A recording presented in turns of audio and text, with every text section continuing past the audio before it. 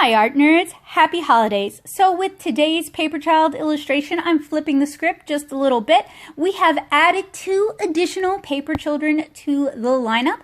Today we're going to be coloring and then cutting out and assembling a Nutcracker inspired Tanner. And Tanner is from my webcomic 7-inch Kara. You can read the first 7 chapters for free at 7inchkara.com. It's an all ages family-friendly comic, so if you know someone young or old who enjoys comics, they might enjoy it. You can find a link to that, as well as a link to where you can print out not only the line art for this, but the colored version as well, down in the description below.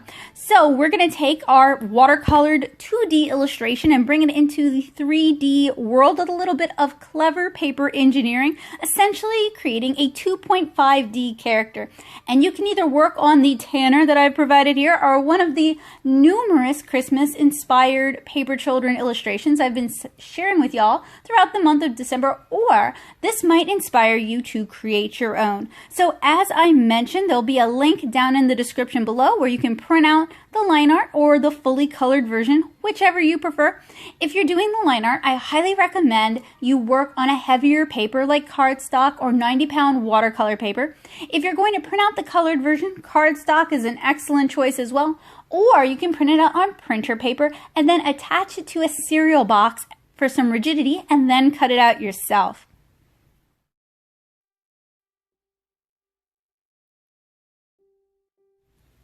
So since this is the first year in a long time where I didn't have to travel for Christmas, I went Christmas big time here on the channel. I've got loads of Christmas and holiday inspired arty tutorials that you can do or you can share with somebody that you love. Many of these are geared to be child friendly or all ages friendly, so they're perfect to do with the younger artists in your life.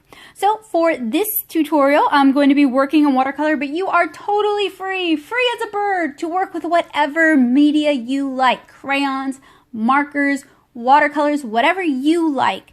So I am attaching my line art, which has been inked using a waterproof brush pen, a Sakura Pigma FB, on Canson XL watercolor paper, so a cellulose watercolor paper.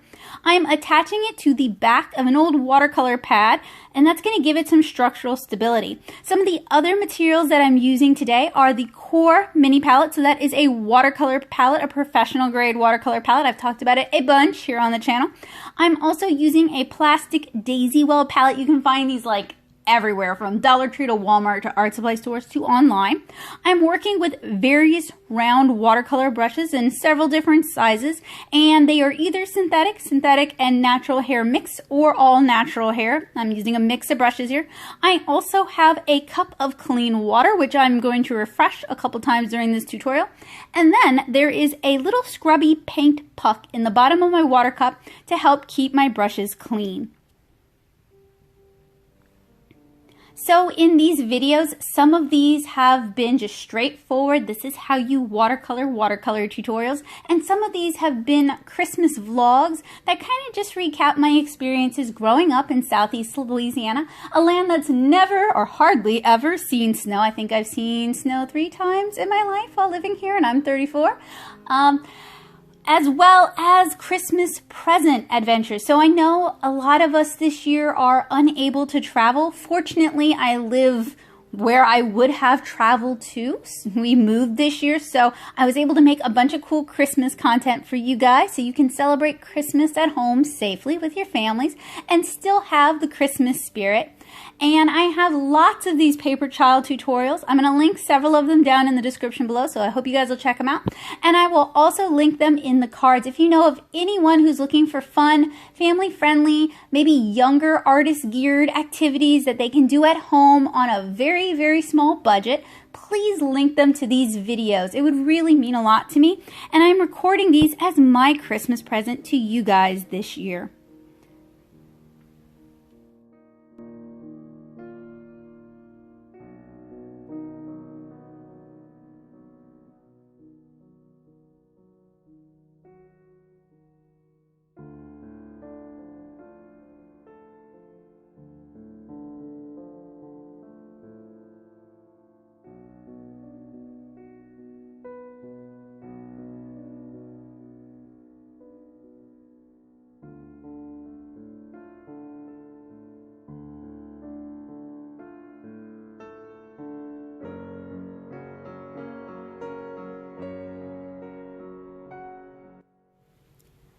So in some of the other tutorial style watercolor videos in this Paperchild series, I get kind of nitty gritty about how I watercolor, but now I want to get a little bit more general for my friends who might be newer to watercolor or might be working with a different watercolor set, or even with children's grade watercolors like Yarka or Parang or even Crayola. So when I'm starting my watercolors, I usually start with my lightest colors first. So in this instance, my yellows, the whites of the eyes, which I'm using kind of a warm blue or an ultramarine blue for that. A cerulean blue would work well for that as well. And my skin tone. And then as I make progress, I'm going to progressively add in my darker colors. So usually when I'm watercoloring, especially if I'm watercoloring something and I don't have a strong idea of exactly what colors I want to use where, I do something called blocking in, where I'll mix up the base color for each item, starting much lighter than I want the final color to be, because that's going to be my highlights. So when you're painting in watercolor, you're doing additive painting or additive color. You're adding successive layers on top of it to make it darker and richer. So you either want to start with the white of the paper or the lightest version of the color of that item that you want. So the highlight color, right? So I will block in all of my highlight colors. And then I'll start adding in, you know, darker shades, start building up those colors, building up the midtones, the middle tone, or like what we actually see as the color of the object. And then finally building up the shadows and then adding in the really fine details. You don't want to start with the fine details because watercolor is such a wet media that it may cause your fine details to reactivate and kind of wash away. So you want to save those for last, or you're going to end up with a muddy watercolor painting, or you're going to end up repeating yourself several times.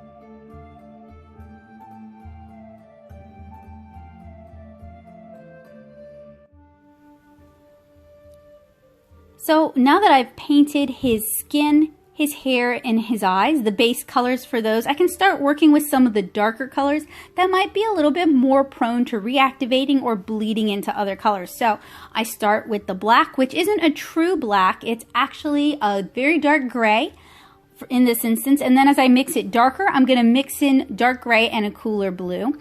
And I'm also painting the red of his coat because he's Nutcracker inspired. And I want to recommend that if you don't know what something looks like, I highly recommend you look it up and work from reference. There's absolutely nothing wrong with working from reference. Very few people have a photographic memory, and it doesn't make you weaker as an artist or less of an artist, and it certainly isn't cheating.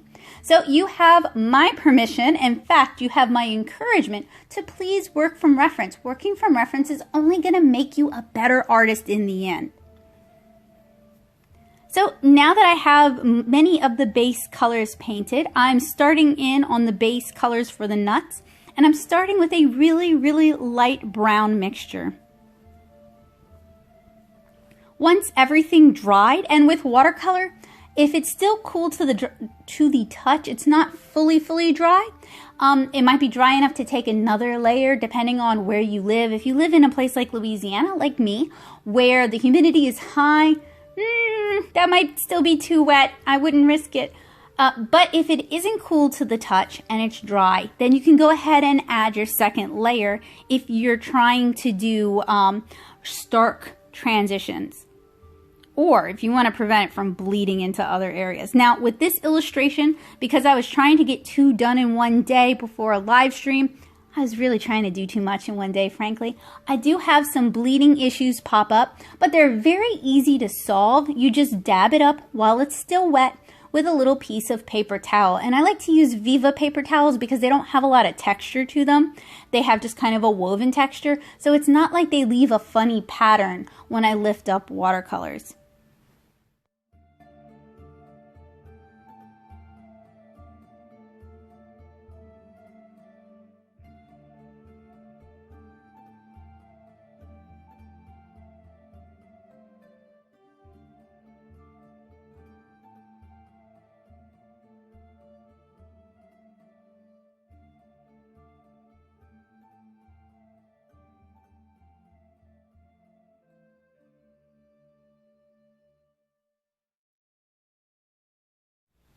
So sometimes when I'm watercoloring, I'll block in the colors I know and leave the areas I haven't yet decided on until I've blocked in those colors.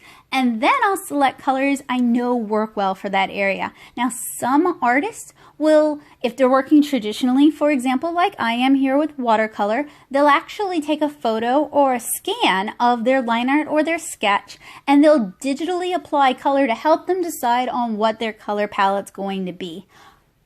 I just don't really think that way. I think it's a wonderful idea, and if you're struggling with your color theory, if you're struggling with your color palettes, if you're unhappy with your color selection, I highly recommend you try it out. It's actually very easy to do. You can even do it from your phone, but it just isn't, I hate to say it like this, is not for me, and that's okay too. Not every technique that artists use is going to be a great technique for other artists. Art is very individual. Making art is very individual, and every artist has their own path. You can take inspiration from other artists, you can take lessons from other artists, you can learn things from other artists, but in the end, if it doesn't work for you and you've tried it and you've practiced it and it's still not working, it's okay to try something else or to not use that particular technique at all.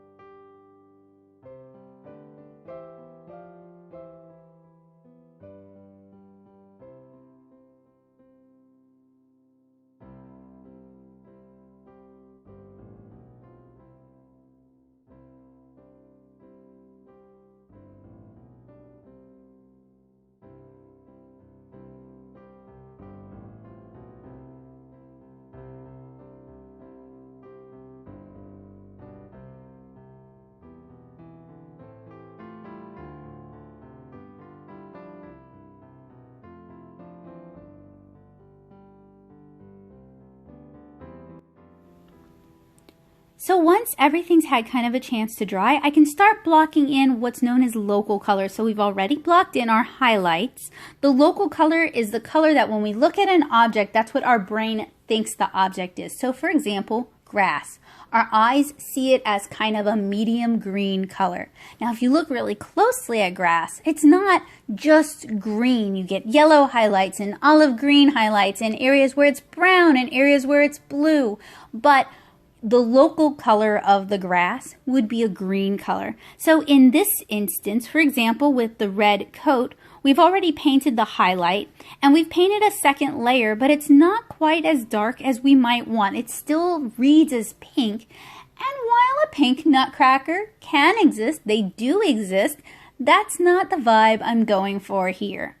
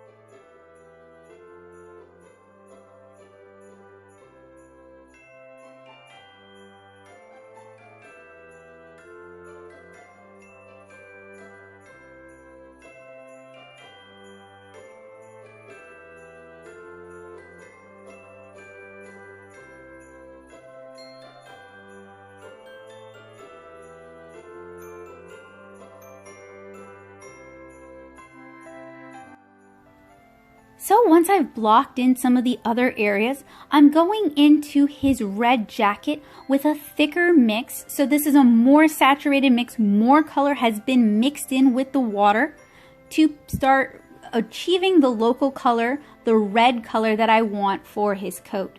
And one of the big problems I see with people using watercolor for the first time, or they struggle with, is there just isn't enough water to paint. Especially when people are working from tubes of watercolor, they want to work about as thick as they would with acrylics. Watercolor is a wonderful medium. It's a very economical medium because a little bit can really go a long way. And that's one of the things I like about this particular palette, is a little bit of pigment goes a long way with this palette. So that's one of the other things about watercolor, is that spending more money, buying something nicer, is going to save you money in the long run, because the nicer paints are more economical. You get more color for each mix, whereas cheaper paints use all these additives and extenders and optical brighteners to make the paints look really pretty and bright and inviting in the half pans, and also cheaper when you buy them.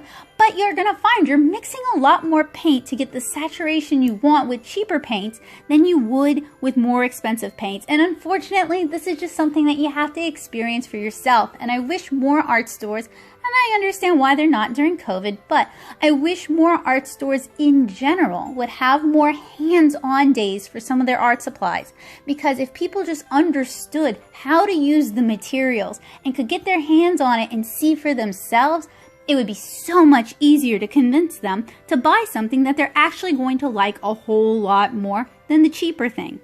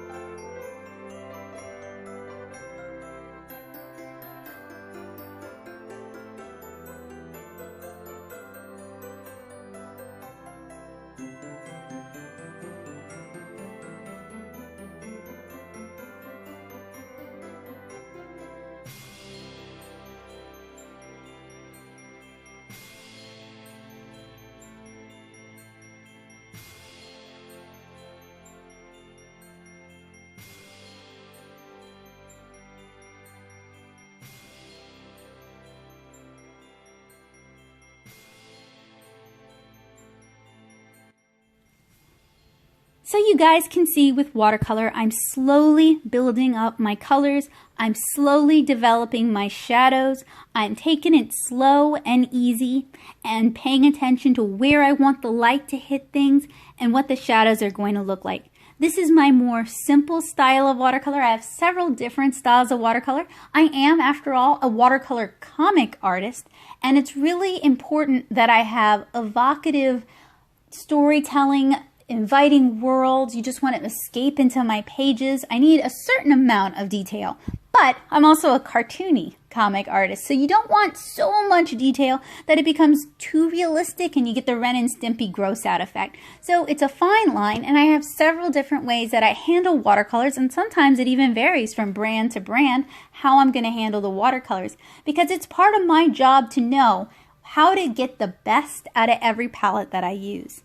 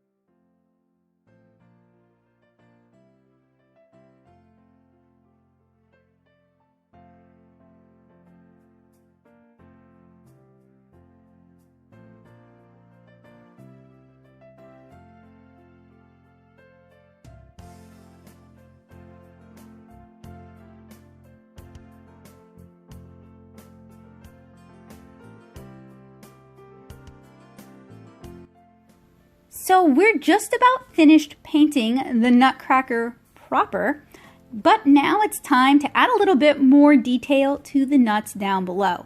And this is where I'm talking about working from reference. We have a walnut, we have a pecan, and we have a hazelnut or a filbert. So I wanted people to know what those nuts were when they saw them, and it was also important that they were unshelled, like Tanner's got his work cut out for him. So I referenced the 3 nuts and then made it a point to pay attention to those details and to convey those details in my painting. And I know someone in the comments has a problem with how I say pecan. Well, in Georgia and Tennessee, they do say pecans, but here in Louisiana, we say pecans. Pecan, pecan, it's the same thing. It's still delicious. There's such a thing as regional variety.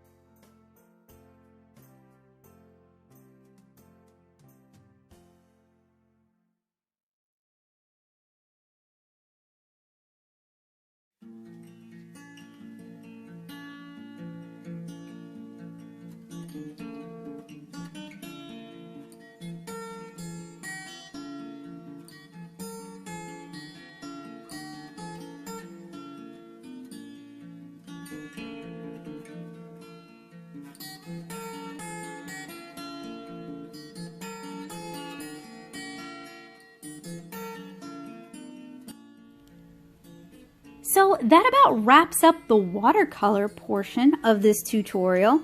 I'm going to let him dry and then I'm going to use white gouache to add in some highlights. Now, white gouache is just kind of a thick, opaque watercolor. It is designed to be handled more thickly than, say, transparent watercolor. And some would argue, myself included, that it's kind of its own medium and very different from watercolor. There are some fantastic gouache artists here on YouTube, Gouache. It's not pronounced like it's spelled. And I would recommend, if you're interested in using this product in a more in-depth way, because I'm just using it to add highlights here. I've painted with gouache before. It's not really my favorite, but I do admire what others are able to do. So really, I'm just using it to add kind of a diamond pattern to his crown and add some highlights to his hair, to his eyes, to the gold epaulettes, just kind of here and there to kind of adjust the contrast and make things pop a bit more.